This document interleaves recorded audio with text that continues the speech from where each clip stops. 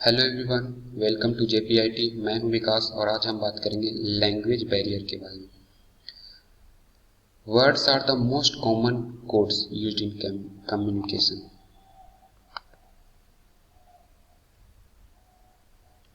शब्द कम्युनिकेशन में सबसे ज्यादा उपयोग किस चीज का होता है? शब्दों का। It means language is the most used medium in the communication. इसका मतलब ये हुआ कि लैंग्वेज का सबसे ज्यादा उपयोग किया जाता है कम्युनिकेशन में। But if different languages are used, they can create a barrier in the communication. लेकिन वही अगर अलग अलग लैंग्वेज का, अलग अलग भाषा का उपयोग किया जाता है कम्युनिकेशन में, तो वो एक तरह का बैरियर बन सकता है।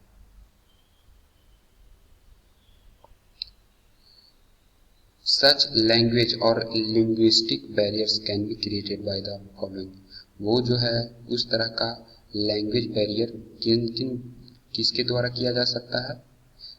Difference in language. पहला है डिफरेंस इन लैंग्वेज, मतलब लैंग्वेज भाषा के अंतर से भी। If the sender and receiver use different languages which are not properly known to them, their communication is not much effective. मतलब कि सेंडर और रिसीवर अगर अलग अलग भाषा जानता हो तो क्या होगा कि वहां पर कम्युनिकेशन सही से नहीं हो पाएगा।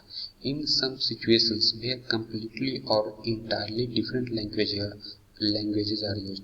मतलब कुछ ऐसा सिचुएशन है में जहां पूरी तरह अलग अलग भाषा का उपयोग किया जाता है, तो वहां पर क्या होगा कि that communication not at all understood. तो वो कम्युनिकेशन सही से समझ नहीं पाएगा।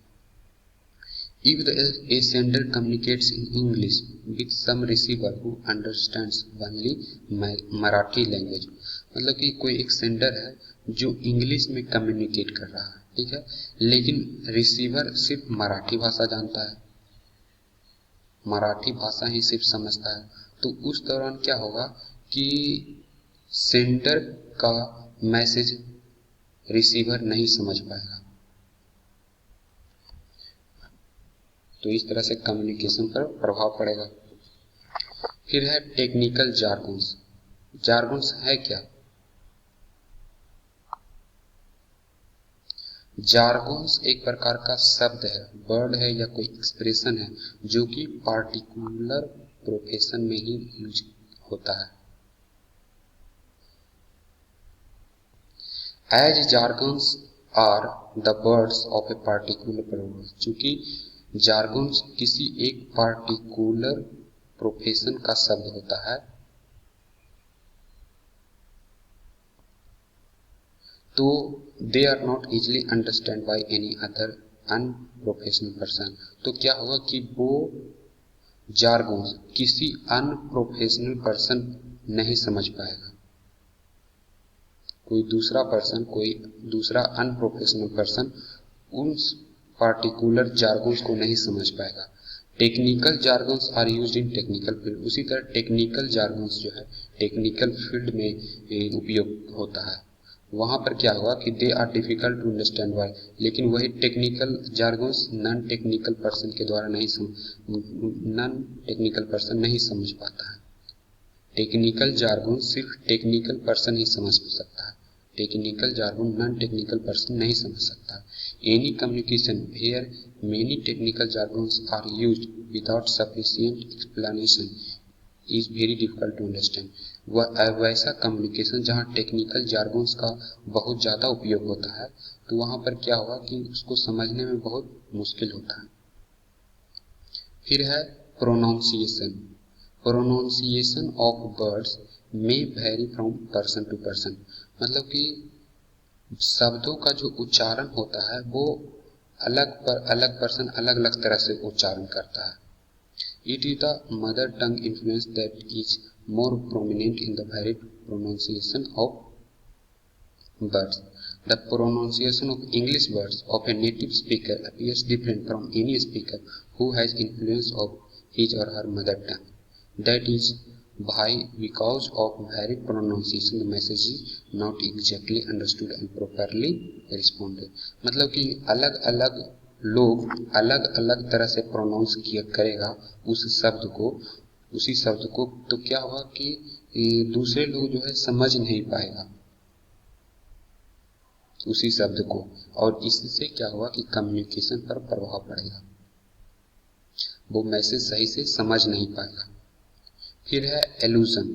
Allusion is an indirect mention of a person और थिंग। एलूजन क्या है? एक प्रकार का इनडायरेक्ट किसी पर्सन के बारे में या किसी चीज के बारे में इनडायरेक्ट मेंशन होता है। और such indirect mention nick names, pet names are used.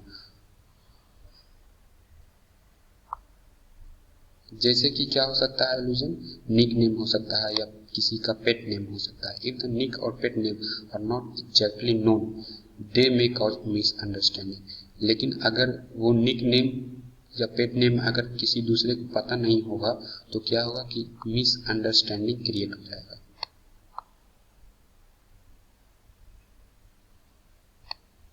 जैसे कि एपीजे अब्दुल कलाम को क्या कहा जाता है? Missile man of India.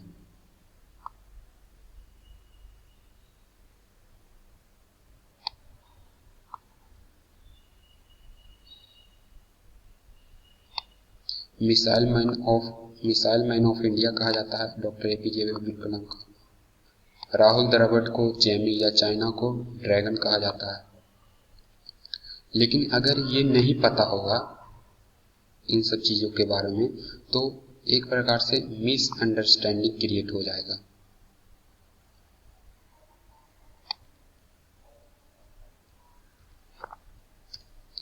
फिर है ओवरकमिंग लैंग्वेज बैरियर। इन सब चीजों पर काबू पाना है तो क्या करना होगा? लैंग्वेज बैरियर पर काबू पाना है तो क्या करना होगा? In communication both sender and receiver should use A common language. तो उस केस में क्या करना होगा कि सेंडर और रिसीवर को एक कॉमन लैंग्वेज का उपयोग करना होगा। कोई टेक्निकल जार्गन्स है या कोई ऐसा इल्यूजन है तो उसको अच्छी तरह से एक्सप्लेन करना होगा। ठीक है, तो ये था क्या? Language barrier. Thank you.